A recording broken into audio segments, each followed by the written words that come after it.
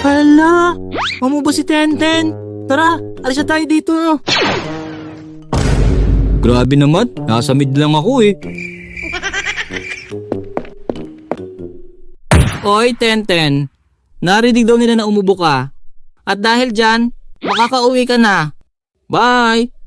Ayaw ko pang umuwi!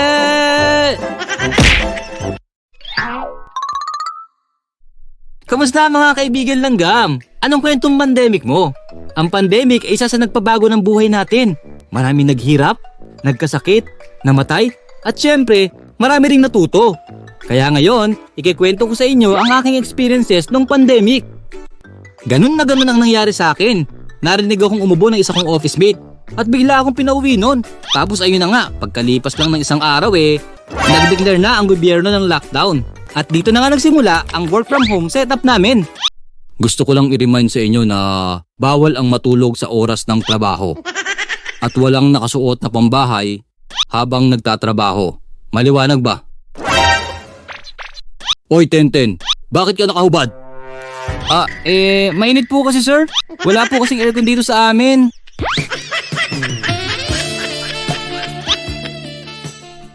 Ito ang naging work from home setup ko nung pandemic. Sa totoo lang wala na din ako masyadong ginagawa noon. Dahil nga sa pandemic ay kakaunti lang ang clients ng company namin noon. Ay nako, nakaka-boring naman. Makatulog na lang kaya.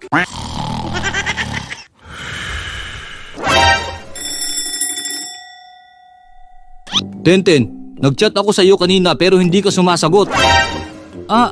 Sir, nag-CR lang po ako. 1 hour ka sa CR? Ano yan? Only CR? At dahil nga walang masyadong ginagawa noon, ay napag-isipan kong maghanap ng side hustle online. Kasi nung time din na yon buntis ang wifey ko. At kailangan kong makaipon ng malaking pera para sa kanyang panganganak. Uy, pag-aralan ko nga ito. Mukhang maganda to ah.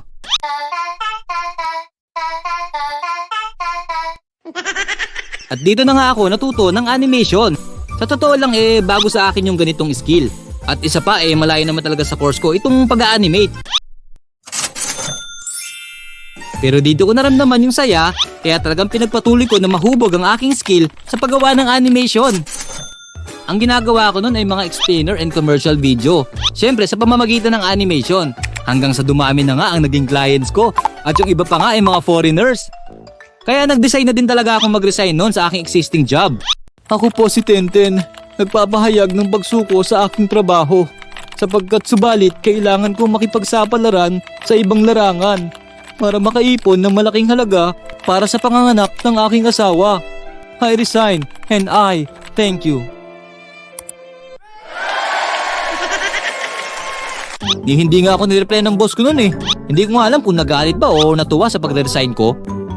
Pasalamat na lang din ako at naging successful ang animation business ko. Sabi ko sa sarili ko buti sinubukan ko. Hanggang sa ngayon naman going strong pa din ang business ng kuya mo. Ang cute naman ng baby namin. Kamukhang kamukha ng pogi niyang ama. Oo nga, unfair. Sa akin ang galing pero kamukha mo. Kaya ano anak, hindi kita gagawin junior para hindi mo mamana ang mahaba at pang matanda kong pangalan. Ayos ba? At doon na nga nagsimula ang aking buhay bilang isang tatay. Masarap pero mahirap din kasi lagi akong kulang sa tulog noon. Pero syempre, rewarding ang pakiramdam pag nakikita ko ang aking anak. Ang mahalaga naman ay malusog si baby at malayo sa sakit. Grabe din talaga yung naging adjustment namin nun. Siyempre nararamdaman din talaga namin yung pagkainip dahil hindi makalabas ng bahay. At hindi namin mailibot si baby, tapos ay nasa Mandaluyong pa kami nung nakatira. Kaya talagang doble ingat. Pati nga yung pamamalengke nun ay may schedule pa. Ate, pabili po ng gulay. Ito pong malunggay. Patingin ako ng ID mo. Ang start ng apelido mo. Hindi mo pa schedule ang pamamalengke ngayon. Ate, kasi kakapanganak lang ni Mrs. Kailangan niya ng masustansyang pagkain para sa baby namin. Alam mo na. Hindi. Lumang tugtugin na yan. Di wag. Pero ate, matanong ko lang. Nakasubscribe ka na ba sa YouTube channel ni Kuya Tenten? Hindi pa. Bakit ano ba yon? YouTube channel yon. Search mo lang Kuya Tenten Animation. Mag-e-enjoy ka na, maaari ka pang manalo ng Gcash load. Ayos yan ah. Sige, magsusubscribe na ako. Pwede na ate bumili. Hindi! Pasalamat na lang din kami ng asawa ko noon dahil tinutulungan kami ng kanyang mga magulang. Minsan ay sinasabi kami sa pamamalengke nila. Minsan naman ay tumutulong sa pag-aalaga ng aming anak at minsan naman ay binibigyan din kami ng ulam. Kaya naging magaan ang buhay may anak noon kahit panahon ng pandemic. Hanggang sa nakalipas ang ilang buwan nag-decide na nga kami ni Mrs. na umuwi sa aking probinsya. Kasi iniisip din talaga namin noon ang kapakanan ng aming anak. Gusto din kasi namin na makalabas ito at makasagap ng sariwa at malinis na hangin. Sa probinsya kasi namin ay maraming puno, bukid at kahit papano ay pwede kang lumabas ng bahay. Marami kami natutunan nung kasagsagan ng pandemic. Yun ay magtiwala sa sarili, huwag mawala ng pag-asa at kahit crisis noon ay nangingibabaw pa din ang pagmamahal at pagtutulungan. Dito ko na muna tatapusin ang aking kwento. Abangan ang part 2. Doon ko ikakwento ang naging pandemic experience namin sa aming probinsya. Ikaw, anong kwentong pandemic mo? Comment yan sa baba at pipili ako ng dalawa na maaaring manalo ng 100 pesos Gcash load. Congratulations sa mga nanalo sa last video natin. Shoutout muna tayo.